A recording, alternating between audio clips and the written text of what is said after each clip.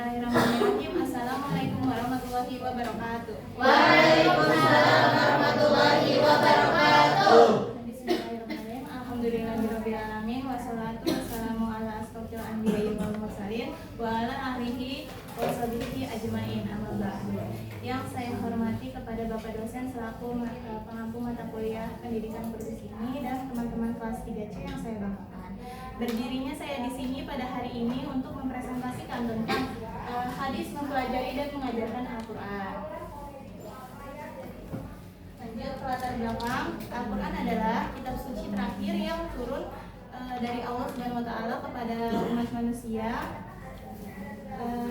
sebagai pedoman hidup yang diwahyukan kepada Rasulullah SAW melalui perantara malaikat Jibril. Dengan memahami dan mempelajari Al-Quran membantu kita untuk memahami lebih dalam isi dari kandungan Al-Quran tersebut. Pendidikan tentang mengajarkan Al-Quran termasuk penting dan menjadi pendidikan yang mulia karena membantu membentuk karakter pada siswa-siswi. Di sini ada hadis mempelajari Al-Quran dan mengajarkannya. Saya bacakan. Bismillahirrahmanirrahim. Khairukum man ta'allama al-Qur'ana wa 'allamahu, yang artinya sebaik-baiknya orang yang mempelajari Al-Quran dan mengajarkannya. Hadis riwayat Al-Bukhari. Selanjutnya itu ada asbabul wurud. Apa sih asbabul wurud itu? Asbabul wurud itu kejadian atau peristiwa turunnya hadis tersebut. Nah, di sini hadis ini tidak memiliki asbabul wurud secara spesifik, tetapi turunnya hadis ini lebih ke perkataan Rasulullah untuk menjadikan motivasi dari umat manusia sebagai pedoman hidup. Selanjutnya ada sanad dari hadis. Sanad itu orang yang bisa dipercaya, yang disandarkan hadis tersebut. Yang pertama ada melalui Hajjaj bin Minhal, kemudian kepada Syu'bah, kemudian kepada Al-Qamah bin Marsad, kemudian kepada Sa'ad bin Ubaidah, kemudian kepada Abu Abdurrahman As-Sulami, baru dari Utsman radhiyallahu anhu, kemudian baru perkataan Rasulullah sallallahu alaihi wasallam. Selanjutnya ada isi elaborasi. Yang pertama itu Al-Quran merupakan wahyu yang turun kepada mukmin sebagai sebaik-baiknya bacaan. Ditegaskan lagi di surat Asy-Syu'ara yang ayatnya 192 sampai 193. Artinya dan sesungguhnya Al-Quran ini benar-benar diturunkan oleh Tuhan semesta alam. Dia dibawa turun oleh Al-Ruh Al-Alamin, yaitu malaikat Jibril. Kemudian Ibnu Al-Ruh Al-Alamin malaikat Jibril. Al-Amin malaikat Jibril. Kemudian Ibnu Mas'ud juga berpendapat bahwa Al-Quran ialah perjamuan dari Allah Subhanahu wa Ta'ala. Siapa yang mampu mempelajari dan memahami sebagian dari makna hadis tersebut, ia akan melakukannya sebagaimana dijelaskan dalam surah Al-Baqarah ayat 22, yang artinya dialah yang menjadikan bagimu bumi sebagai hamparan dan langit sebagai atap, dan dialah yang menurunkan air hujan dari langit. Lalu dia menghasilkan dengan hujan itu buah-buahan sebagai rezeki untuk kamu. Oleh karena itu janganlah kamu mengadakan tandingan bagi Allah padahal kamu mengetahuinya. Selanjutnya, nah, turunnya Al-Quran ini juga ada maksud atau tujuan yang disampaikan oleh Quraisy. Yang pertama itu untuk membersihkan akal dan mensucikan diri dari hal-hal yang musyrik dan meyakinkan semuanya untuk meyakinkan Allah Subhanahu wa Ta'ala sebagai Tuhan semesta alam. Yang kedua yaitu untuk mengajarkan manusia tentang keadilan.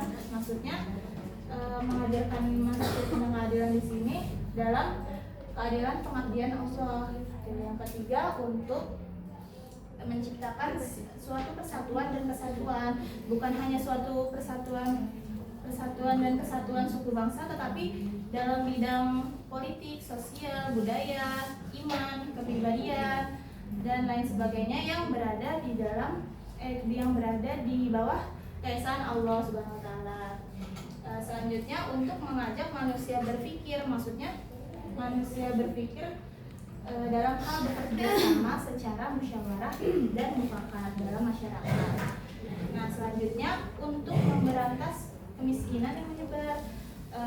Selain kemiskinan ada kebodohan, terus spiritual, serta penderitaan penyakit kehidupan lainnya gitu, di bidang ekonomi, sosial, budaya dan lain sebagainya. Selanjutnya ada untuk memberikan jalan tengah dari masalah. Nah, Al-Quran di sini sebagai wasatiyah atau jalan tengah dari masalah yang ada di sekitar kita. Nah, dia itu mengajak kepada kebaikan dan menghindarkan daripada kemungkaran. Selanjutnya ada untuk menegaskan peranan ilmu teknologi, yaitu apakah ilmu teknologi sekarang yang sudah berkembang pada zaman ini setara dengan apa yang ada di dalam Al-Quran tersebut. Selanjutnya ada pembelajaran Al-Quran ialah suatu pembelajaran yang memfokuskan pada pengkajian materi serta baca Al-Quran yang sesuai dengan tajwidnya. Menurut Imam Al-Ghazali, hal-hal yang bisa menjaga Al-Quran itu sampai akhir adalah orang yang menghafal dan mengajarkan secara terus-menerus sesuai cara dengan etika. Nah, mengajarkannya kepada keturunan-keturunannya sampai pada zaman ini.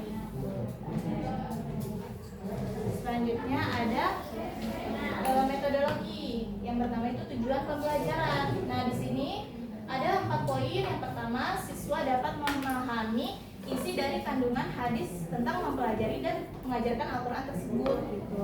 Yang kedua itu siswa dapat mengamalkan isi dari kandungan hadis dan Al-Quran itu.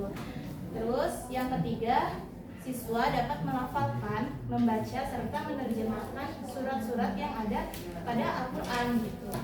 Yang keempat, dapat memecahkan masalah. Tujuan pembelajaran di sini juga yang seperti tadi ya, wasatiyah itu sebagai penengah gitu.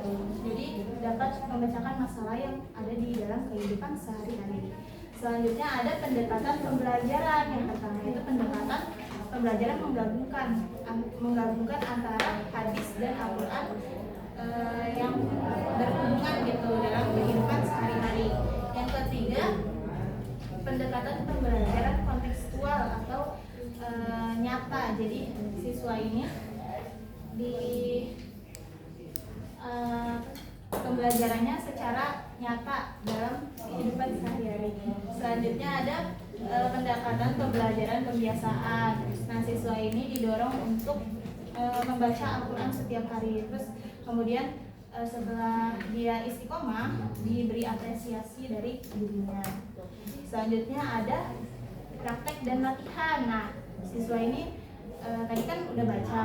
Nah, sekarang tuh menghafal ayat-ayat Al-Quran serta menerjemahkannya sesuai pada Al-Quran. Selanjutnya ada metode pembelajaran. Yang pertama, ceramah. Nah, guru ini menjelaskan hadis tentang mempelajari Al-Quran gitu. Dan yang berkaitan dengan hadis tersebut. Yang kedua itu diskusi. Siswa ini diberi pertanyaan seputar tentang Al-Quran. Yang ketiga itu tanya jawab. Guru memberi pertanyaan tentang hadis mengenai Al-Quran. Yang selanjutnya praktek. Nah, praktek ini tadi ya melafalkan, terus membaca serta menerjemahkan surat-surat yang ada pada Al-Quran. Terus selanjutnya ada sumber pembelajaran. Nah, yang pertama itu Al-Quran. Nah, Al-Quran itu sumber utama dan wajib kita pelajari sebagai umat muslim, sebagai pedoman hidup umat muslim. Yang kedua ada buku guru atau siswa mendukung pembelajaran dari pembelajaran hadis tentang mempelajari Al-Quran. Yang ketiga ini hadisnya itu hadis mempelajari Al-Quran tadi yang khairukum. Selanjutnya ada lembar latihan siswa supaya siswa mempelajari mempelajari lebih dalam lagi gitu, latihan-latihan. Selanjutnya ada media pembelajaran. Yang pertama, gambar atau poster tentang Al-Quran, misalnya tata cara sholat atau tata cara wudhu dan lain sebagainya. Selanjutnya ada audio. Nah, siswa ini mendengarkan murotal dari surat-surat Al-Quran, misalnya kayak Al-Fatihah, surat-surat pendek yang ada pada Al-Quran. Selanjutnya ada visual, yaitu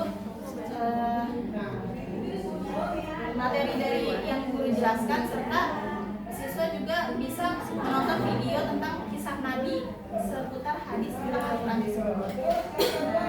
Selanjutnya itu evaluasi pembelajaran. Ada 3 poin. Yang pertama, menilai kecintaan terhadap Al-Quran serta menanamkan nilai-nilai dalam Al-Quran tersebut, misalnya kayak ikhlas, jujur, dan lain sebagainya. Selanjutnya ada kognitif, menilai dengan memahami tajwid yang benar. Selanjutnya ada psikomotorik, yaitu melihat keterampilan siswa dengan cara melafalkan Al-Quran, menerjemahkan, serta menghafal ayat-ayat Al-Quran. Selanjutnya sudah masuk sesi kesimpulan. Kesimpulan dari presentasi hari ini berdasarkan penjelasan dan makalah ini, kita dapat tarik kesimpulan Al-Quran adalah kitab suci dan sebagai pedoman hidup manusia dalam hadis tentang mempelajari Al-Quran dan mengajarkannya.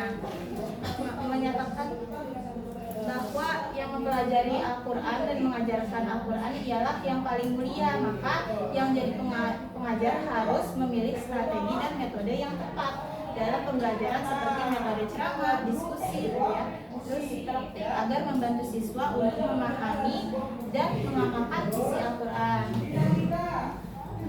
Mungkin cukup sekian dari saya. Kurang lebihnya mohon maaf. Wassalamualaikum warahmatullahi wabarakatuh.